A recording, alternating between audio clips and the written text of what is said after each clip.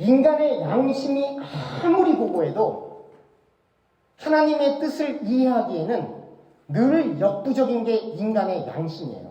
인간이 아무리 선하게 살아보려고 해도 인간은 선할 수가 없어요.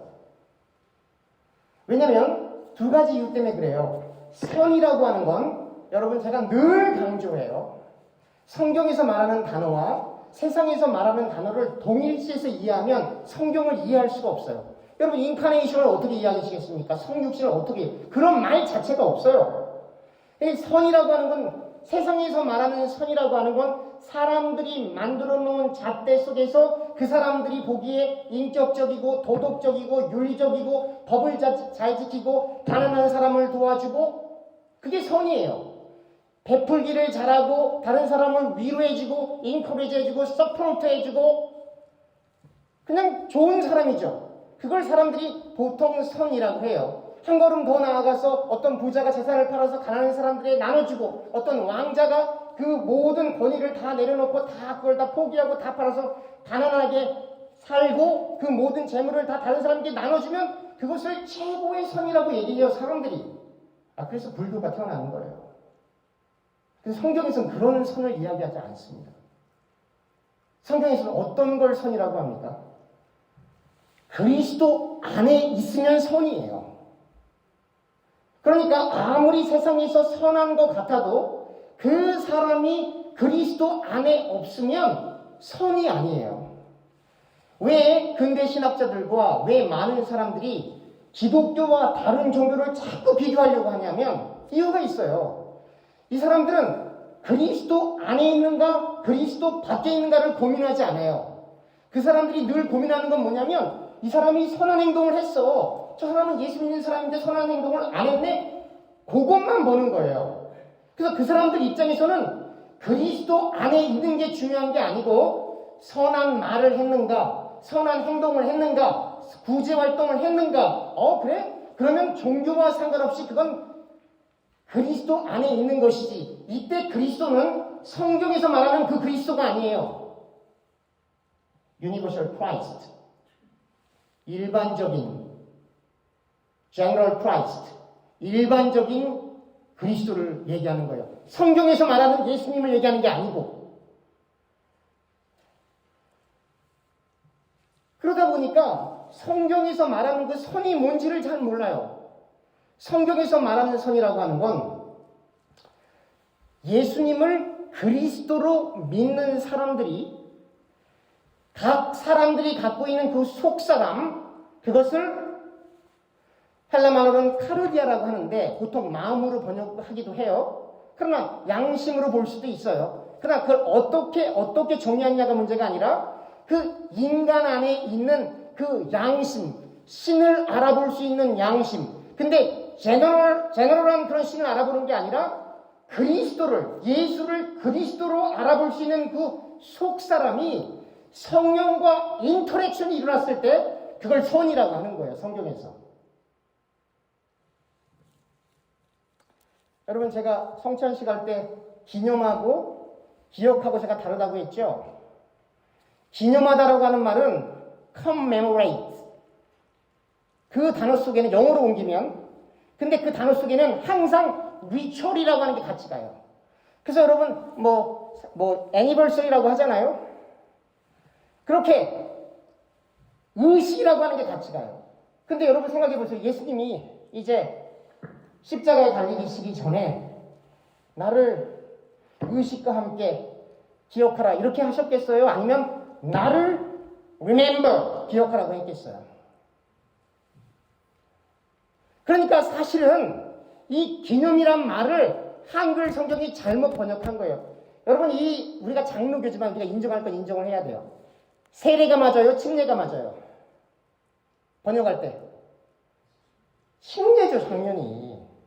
그렇지만 이게 baptize는 스프링클이 아니에요. 세례라고 하는 건 물을 뿌리는 거예요. 침례라고 하는 건 baptize, 담그는 거예요. 그렇지만 그 의미를 알기 때문에 우리 장로님이 굳이 이거 바꾸실 필요 없으세요. 그 의미만 우리가 알면 돼요. 기념으로 썼던 기억으로 썼던 우리가 그 의미만 알면 돼요. 그걸 바꾸실 필요는 없으세요.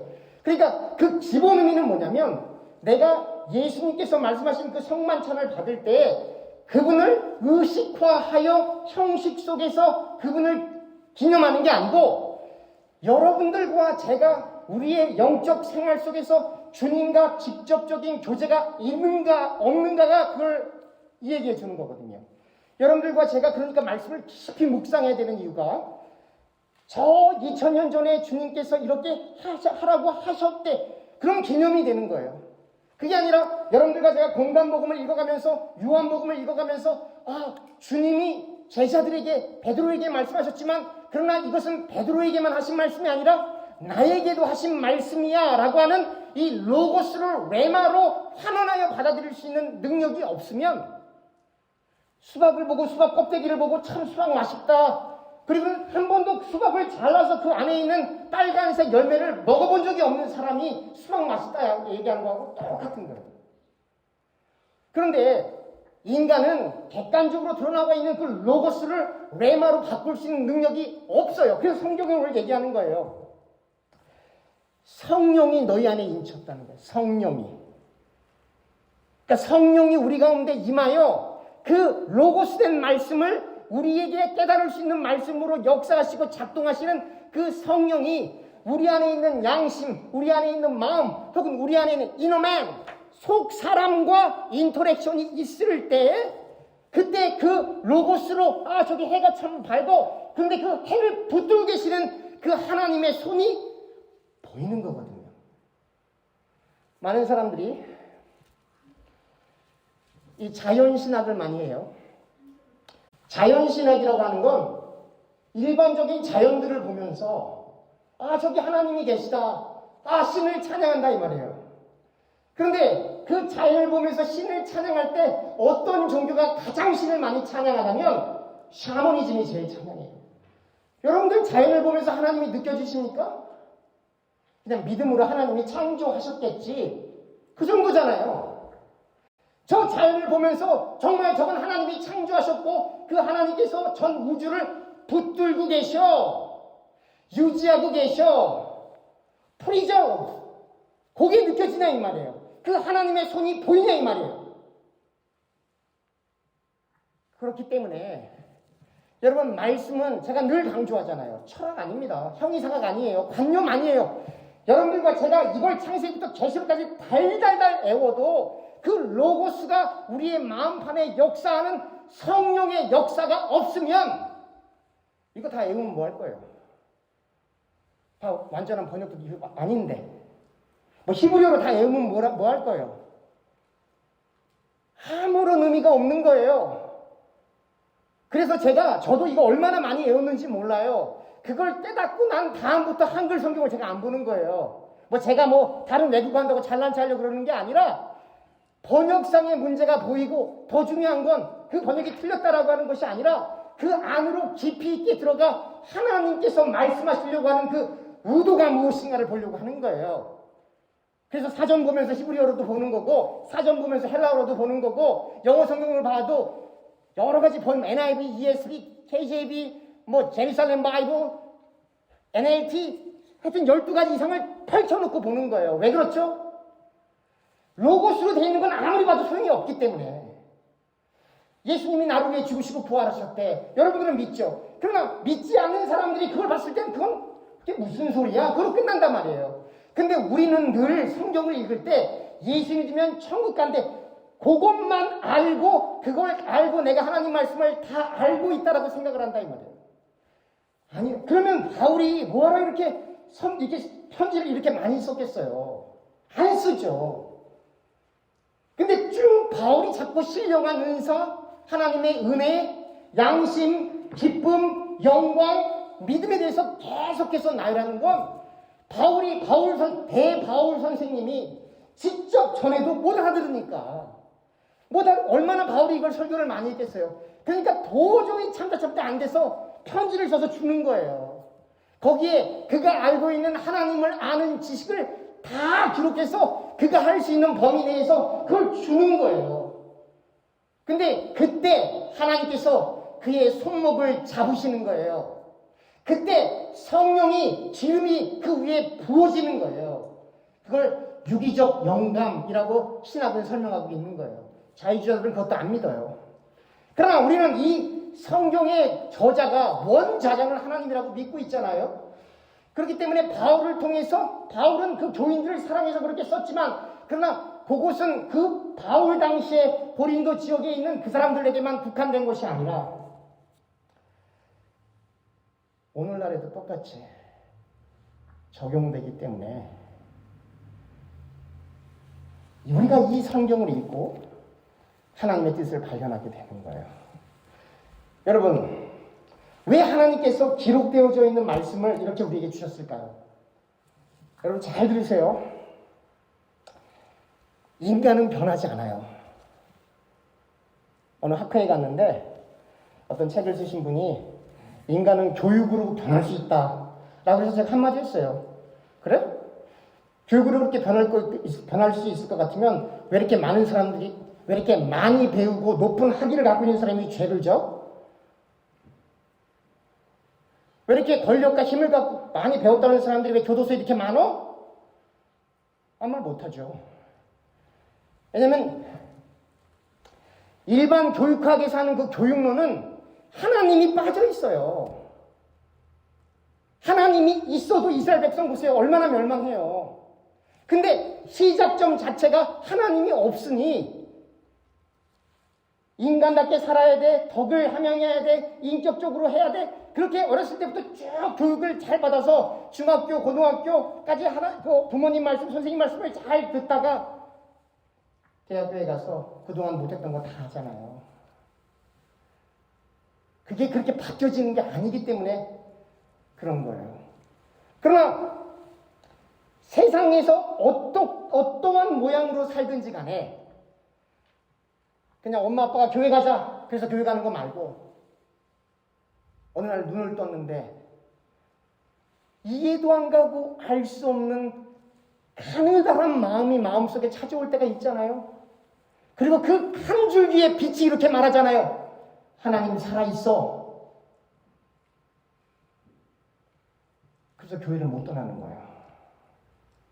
성경 공부를 많이 해서가 아니고 기독교 교육을 많이 받아서가 아니고 엄마 아빠가 목사, 장로, 권사, 집사라서가 아니라 그 얇은 그 빛을 통해서 말씀하시는 주의 음성이 나다. 그래서 이성적으로는 이게 무슨 소린가? 이 환청인가? 하나님이 정말 나에게 말씀하시는가? 말도 안 돼 라고 하는데 문제는 이 머리가 아니고 마음이 말씀에 팍 꽂혀버리는 거예요. 그래서 여러분들 스스로 여러분들에게 물어보세요. 왜 나는 예수를 믿고 있는가? 나는 2000년 전에 십자가에 못 박힌 예수님을 단 한 번도 본 적이 없고 나는 유대의 역사도 성경에서 나온 것만 알지 그 외에 정말로 유대의 사가들이 쓴 글을 읽어본 적도 없고 근데 왜 나는 예수를 믿고 있는가? 거기에 대한 답변을 논리적으로 할 수 있는 사람이 없다 이 말이에요. 그래서 바울이 얘기하는 거예요. 성령이 인친 거야. 성령이 인친 거야. 그래서 제가 늘 말씀드리잖아요. 변증한 하면 할수록 이미 예수를 믿고 있는 사람들에게 도움이 되지 예수 안 믿는 사람들을 설득하기 위하여 변증학을 쓰면 쓸수록 더 예수를 안 믿어요. 그래서 그랬죠. 전도는 설득이 아니고 선포라고. 우리가 설득을 잘하고 설명을 잘해서 그분들이 예수 믿는 게 아니에요. 그분들이 예수를 믿게 되는 것은 하나님의 때에 하나님께서 역사하셔서 창세 이전에 예수 믿기로 작정된 자들을 우리가 말을 전할 때 우리의 능력이 아니라 우리의 입술을 통해 증거되는 하나님의 말씀이 그들을 트리거하는 거예요. 트리거. 딱 건들기만 하는 거예요. 그때 그들의 심령 속에 알 수 없는 믿음이 생겨나는 거예요. 그렇게 최선을 다해 열심히 살았는데 그때 무릎을 치며 자기도 모르게 고백하는 거예요. 신이 있다면 나는 죄인입니다. 그래서 그 사람들이 주께로 돌아오는 거예요. 거기에 인간적인 노력은 없다니까요. 여러분 구약을 보시면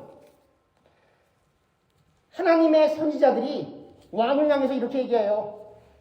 남한국 먼저 북한국 먼저 망하고 남한국도 이제 쇠퇴해 갈 때 선지자들이 그렇게 얘기하는 거예요. 니네 멸망해. 여러분 이렇게 얘기하면은 어떻게 생각할지 모르시겠지만 좀 더 쉽게 얘기를 하면 요나가 전도를 가기 싫잖아요. 왜 가기가 싫어요? 이렇게 생각하면 너무너무 쉬워요. 일제시대에 하나님이 이 목사야 일제시대에 일본에 가서 전도하렴. 가서 전도할 사람 있을까요? 일제시대에 없죠. 그 상황이라고요. 우리는 요나를 쉽게 욕하지만 요나는 애국자였다고요. 사실은 자기 민족을 잡아서 죽이는 그 사람들, 자기 민족을 잡아서 노예로 파는 그 사람들에게 가서 어떻게 하나님의 뜻을 전하나고요. 그러니까 요나는 하나님 말씀 전하면서도 쟤들이 회개하면 어떡하지? 그게 늘 고민인 거예요. 나중에 회개하니까 정말 삐져갖고 하나님께 대적하는 것까지 가는 거잖아요. 그런데 성경은 뭐라고 얘기해요? 원수까지도 원수를 사랑하라고 하잖아요. 제가 어제 말씀 나누면서 그랬죠. 이스라엘 백성들은 그들의 역할을 잘 못했기 때문에 이집트 왕에게 계속 어려운 일을 당하는 거예요. 출애굽기 1장. 요셉을 알지 못했지만 그 후손들이 똑바로 살았으면 그 후손들이 요셉의 뜻을 이어받아 하나님을 경외하며 요셉이 국무총리가 됐던 것처럼 그 길을 따라 열심히 살았다면 요셉을 모르는 왕이 나타날 리가 없죠. 요셉을 더 많이 알죠. 그 자리를 잘 지키고 있었으면. 근데 이스라엘은 계속 번영하고 있었잖아요. 계속 번영하고 있었다고요. 그 얘기는 자식이 많이 많다라고 하는 건 재산도 늘어나는 거고 자식이 많으면 농사를 지어야 되니까 땅도 늘어나는 거고 더 부유해지고 있었는데 그 사람들이 자기들이 부유하게 사는 것은 너무나 좋아했는지 모르겠지만 요셉처럼 하나님만을 두려워하며 왕에게 직접적으로 말할 수 있는 이스라엘 백성들이 없었기 때문에 원 제너레이션 30년이거든요. 세컨 제너레이션 60년이거든요. 그렇게 계속 세브럴 제너레이션이 지나가 버리니까 어떤 일이 벌어져요? 요셉이 누구야? 근데 쟤네들 참 이상하네. 왜 이렇게 사람들이 번영하고 왜 이렇게 잘 살아? 안 되겠다. 저 민족들이 나중에 반란을 일으키면 큰일 나겠구나. 그래서 압제하기 시작을 했던 거예요. 누구 잘못이에요? 왜 압제를 받아요? 하나님 잘못이에요? 이스라엘 백성들 잘못? 당연히 이스라엘 백성들 잘못이죠. 그런데 그렇게 이스라엘 백성들이 잘못을 했어도 이스라엘 백성들은 아브라함과 야곱과 이삭과 이어지는 카비넌트, 언약의 민족이라 이 말이에요. 이스라엘 백성이 잘하고 못하고는 상관없어요. 여러분들과 제가 잘하고 못하고는 상관없어요. 여러분들과 저도 이스라엘 백성들처럼 아브라함과 이삭과 야곱으로 이어지는 그 약속으로 덮여 있는 거거든요. 그래서 바로가 이스라엘 백성들을 압제하니까 어떤 일이 벌어져요? 그 바로가 하나님과 대적하는 존재가 되었던 거예요. 그러면 왜 예수님께서 우리에게 원수를 사랑하라 하냐? 여러분들과 제가 원수를 어떻게 사랑합니까? 우리는 능력이 없다니까요. 여러분들 정말 원수를 사랑할 수 있겠어요? 만약에 어떤 사람이 총을 들고 와서 여러분들의 자녀를 다 총으로 쏴서 죽였으면 그 총 쏜 사람을 정말로 용서하고 사랑할 수 있어요? 정말로? 여러분 정말 그 가능하다고 생각하십니까? 못한다고요. 인간은 정신 나가지 않으면, 정신이 제대로 박혀 있으면 못한다고요. 정신이 나가면 뭐 가능할 수 있어요. 근데 왜 인간이 할 수 없는 걸 왜 예수님께서 하라 그렇게 말씀하시는 거예요? 키포인트가 뭐냐면 네가 그렇게 미운 그 사람이 하나님의 커비넌으로 덮여 있으면 너는 하나님과 대적하는 거야.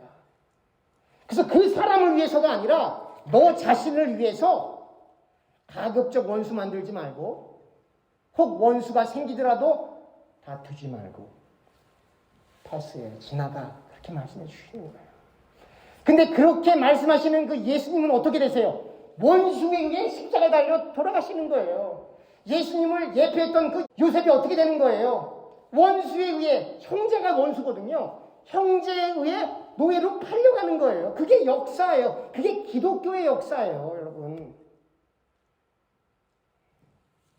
그럼 왜 하나님께서는 이렇게 인간에게 특별히 하나님의 약속으로 이렇게 덮여있는 그 하나님의 백성들에게 왜 이렇게 잔인하고 왜 이렇게 힘들고 왜 이렇게 배신당하고 왜 이렇게 어렵게 하는 사람들을 만나서 이렇게 이 땅을 힘들게 살아가게 하는가?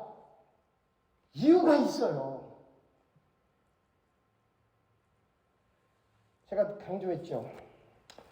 여러분들과 제가 이 땅에서 죽지 않고 오래 살고 싶은 생각으로 가득하면 천국 가고 싶은 거예요? 안 가고 싶은 거예요? 안 가고 싶은 거죠. 여러분 이렇게 말씀드리면 우스울지 모르겠지만 저는 지금 천국 가고 싶어요.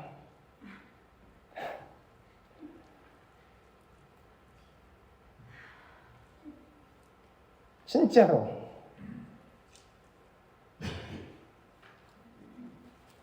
눈을 감을 수가 없죠. 처자식이 있으니까. 그래서 하나님이 인간에게 가족이라고 하는 행복도 주시지만 가족이라고 하는 responsibility와 burden, 때때로는 짐처럼 느껴질 때도 있지 않습니까? 여러분 솔직히 여러분들 배우자 보면서 이 왼수가 지금도 있네? 그런 생각 들 때가 한 번도 없었어요? 많이 있다고. 예, 잘 들었습니다. 예. 그게 우리의 인생사예요. 그게 물론 좋을 때도 있고 행복할 때도 많죠. 그걸 제가 무시하는 게 아니에요. 그렇게 인생이 힘든 의미는 하나님께서 그 말씀과 우리의 현실 속에서 깨닫게 해주시는 거예요. 네가 그렇게 갖고 싶은 거 가져봐야 소용없잖아. 네가 그렇게 올라가고 싶은데 올라가 봤잖아. 그래서 뭐 또 올라가고 싶잖아요. 내가 지금 예수를 잘 믿어보고 싶은데 그런 마음이 들 때가 있죠. 사람들이 그때 난 성령 충만한가 봐. 난 예수를 잘 믿고 싶어. 그런데 그럴 때 더 하나님의 일을 방해할 때가 많아요. 또 나는 지금 마음이 그냥 그런데 그런데 그럴 땐 또 어떨 땐 하나님의 일을 더 잘할 때가 많아요. 뭘 얘기하는 거냐면 내 마음이 어때? 내가 뭘 느껴? 내가 뭘 알아? 갖고 하나님 일 하는 거 아니에요, 여러분. 내 느낌과 내 생각으로 내 계획으로 하나님 일할 것 같았으면 누가 이 땅에 기독교라고 하는 이 종교가 이렇게 번영했겠어요? 아니라고요. 하나님의 뜻은 인간의 계획과 이성과 이해로 성취되는 게 아니라 인간과 상관없이 하나님께서 태초에 천지를 창조하실 때 사람을 먼저 만든 다음에 했어요. 아니잖아요. 사람 만들기 전에 있어라. 그리고 하나님께서 뭐라 그랬어요?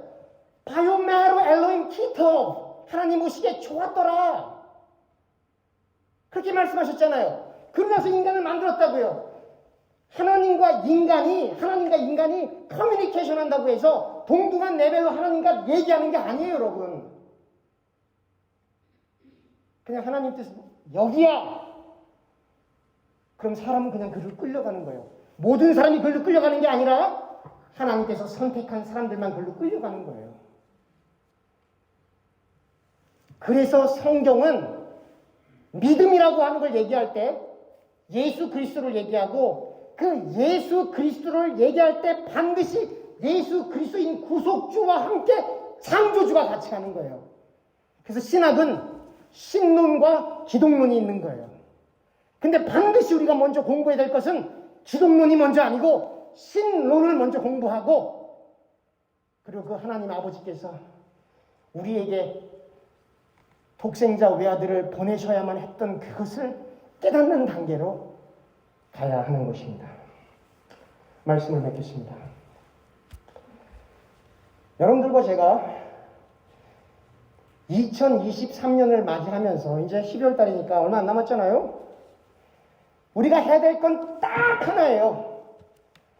여러분들과 제가 갖고 있는 모든 인간적인 생각을 다 휴지통에 버리는 거 그거 하나예요. 여러분들과 제가 뭘 배웠던지, 뭘 경험했던지, 뭘 봤던지, 뭘 느꼈던지, 뭘 알던지 그걸 다 버리고 구속한 주님만 바라볼 수 있는 눈이 열려야 하는 거예요. 세상과 나는 간 곳 없이 구속한 주만 보이도다. 그게 되지 않으면 하나님의 지고한 뜻을 깨달을 수가 없는 거예요. 그리스도를 온전히 깨달아 그리스도 안에 거할 수 있는 저와 교우님들 되길 간절히 축원합니다. 기도하겠습니다.